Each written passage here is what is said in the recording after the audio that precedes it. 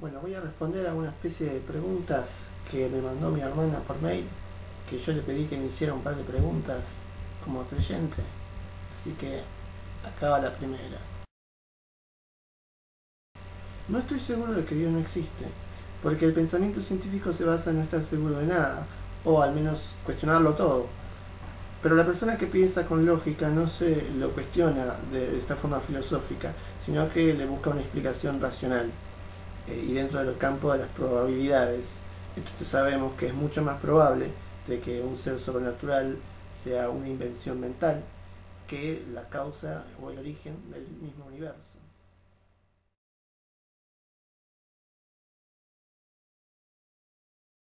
El tema de la fe siempre me interesó porque para algunos creyentes la fe es un don proporcionado por Dios, mientras que para otros es una característica que todos poseemos, la fe.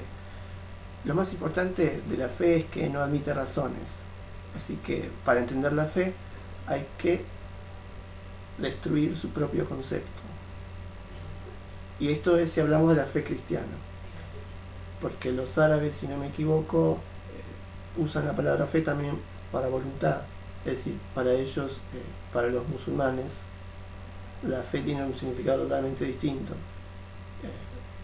Según como yo lo veo, la fe es eso que no admite razonamientos o teorías científicas. Y es por eso que la Biblia dice que si tuvieras la fe del tamaño de un grano de mostaza, podrías decirle a una montaña que se mueva y te obedecería. Y yo no creo particularmente que exista un creyente que se tome esto literalmente. Pero la verdad, para poder entender la fe deberíamos tomarnos esto literalmente, porque es la base de la fe según este libro que fue supuestamente inspirado por Dios. No hay que olvidar eso.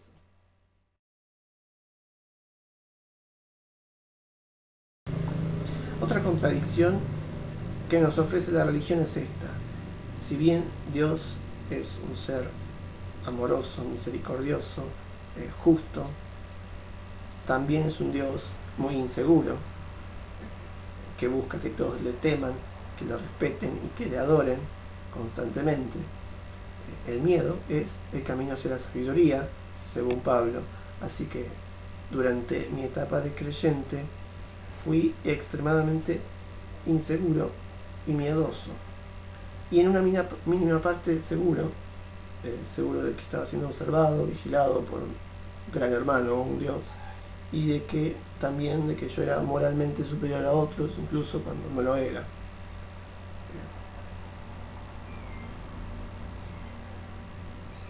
¿Qué es eso? Ni siquiera estaba seguro de que me iba a ir al cielo, porque esa es la trampa del cristianismo. Trabaja por tu propia salvación con temor y temblor. Es decir, cualquier decisión que haga el creyente equivocada podría condenarlo para siempre. Y por eso el creyente debe vivir preocupado. Siendo ateo, estoy seguro de que hay muchas cosas que desconozco totalmente, pero no me ocasionan miedo, quizás angustia. Siento angustia de pensar, de que, por ejemplo, que en este momento están muriendo un montón de personas que no se merecen la muerte. Pero eso es más parte de la humanidad, si es que tengo algo de eso.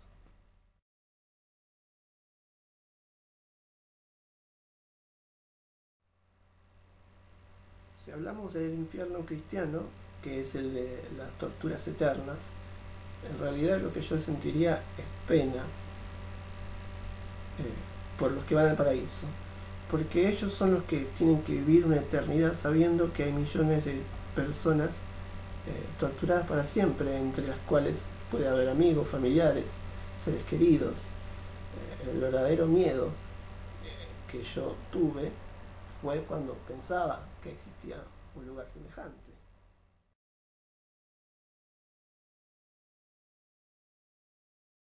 No se requiere de mucha inteligencia para darse cuenta de que no existe, pero exijo sinceridad, tanto para sí mismo, sino también para los demás, porque esto es muy importante ser sincero, y veo que a los creyentes les falta eso, faltan a su sinceridad, cuando creen en algo lo que no tienen evidencia.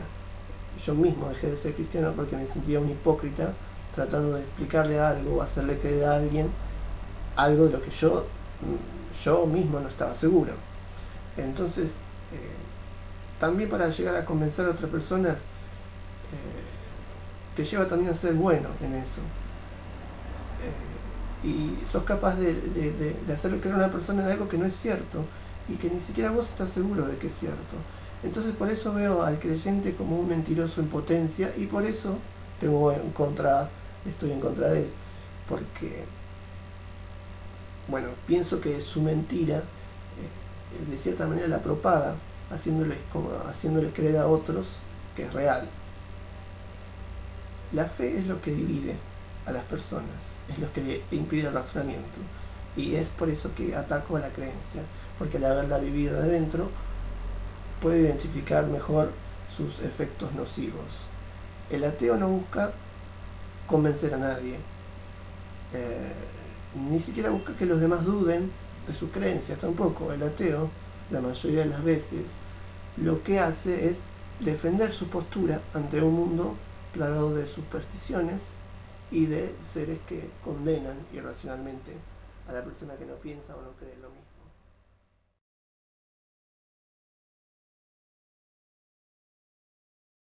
Bueno, si tuviera un hijo, yo lo que haría es le regalaría estos 2 libros. Se los regalaría y dejaría que él mismo se diera cuenta de cómo son las cosas realmente. ¿Qué se siente no creer en un Dios? Libertad. Ahora puedo darme el lujo de pensar en cosas sin sentir que estoy siendo invadido por un ser moralista que vigila mis pensamientos, pervertido.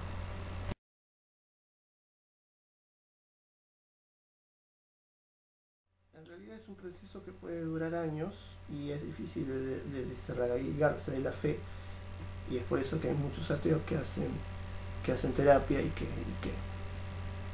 que tienen un montón y que desarrollan un montón de fobias, incluso después de abandonar su religión. Yo mismo necesité mucho tiempo para poder amigarme con la razón, así que no fue un día para el otro, sino una serie de cosas que vinieron a través de los años y que me probaron que estaba siendo irracional y evasivo con mi propia realidad. Es una buena pregunta. Incluso los conceptos cristianos o las enseñanzas básicas de Cristo pueden asimilarse con valores que no necesariamente son cristianos, como por ejemplo el amor al prójimo, o amar a tus enemigos, o perdonar a tus enemigos. Pero decir que uno es cristiano por seguir esta clase de cosas es como decir que uno no mata porque la Biblia lo dice. Y no necesitamos leer los 10 mandamientos para saber que matar a alguien es algo malo. Si bien no creo en Dios, pienso que en muchas cosas soy más cristiano que los llamados cristianos, pero eso sobre todo es porque soy humanista. El budismo, porque me gustan las reflexiones que da Siddhartha. Además, el budista cree que todos somos dioses, lo cual es una idea que yo apruebo. ¿Por qué no? Todos somos dioses. Lo único que no comparto con el budismo es la reencarnación y la obsesión por la meditación, que no lleva a nada. Después, las religiones paganas también me gustan, porque sobre todo las que están en contra del cristianismo porque fueron perseguidas o vapuleadas por el mismo cristianismo. No sé, como por ejemplo los Wiccans, que creen que en realidad Dios es una diosa, porque obviamente la naturaleza debe ser mujer para engendrar. Entonces, no sé, me interesa siempre esa religión, porque siempre se basa en lo que es natural y pone en contraposición eso del diosa mujer al dios hombre tirano. Bueno, y además las brujitas wiccas son muy tiernas.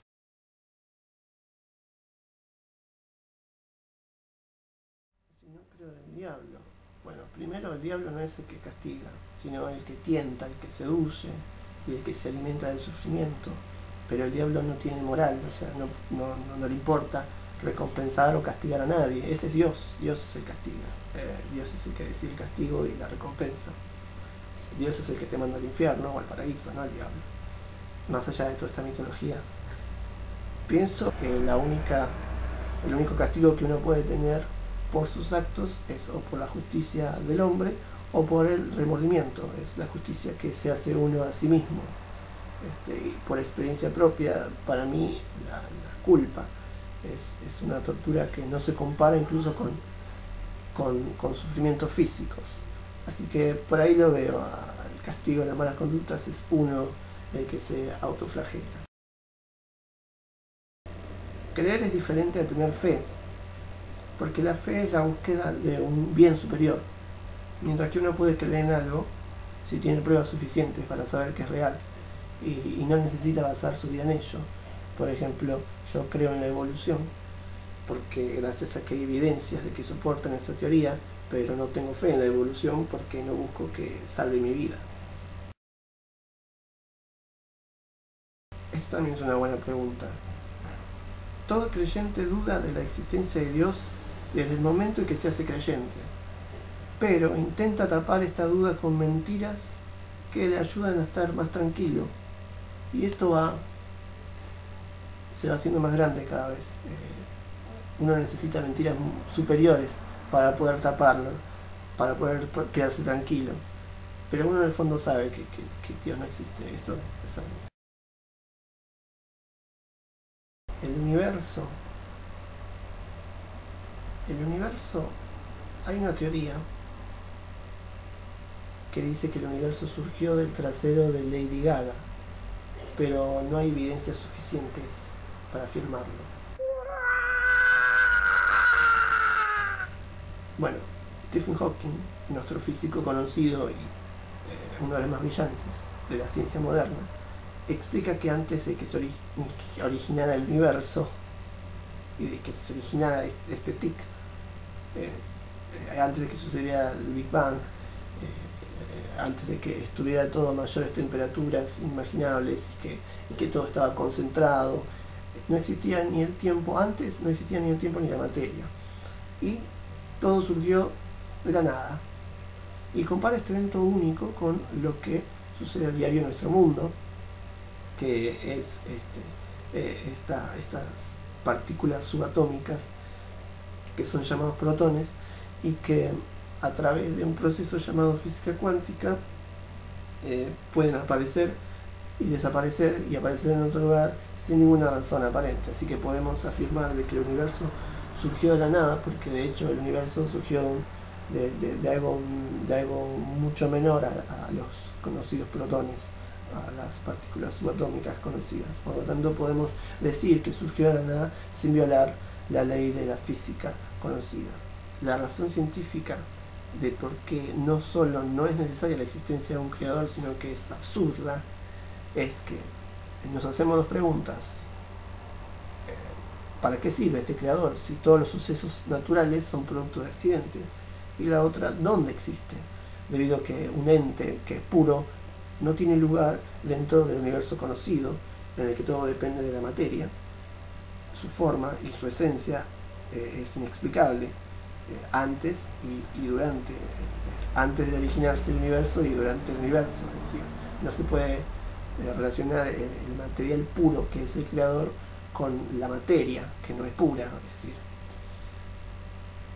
y eso está como contradiciendo lo que hoy conocemos como naturaleza física. Espero haber respondido a tus preguntitas.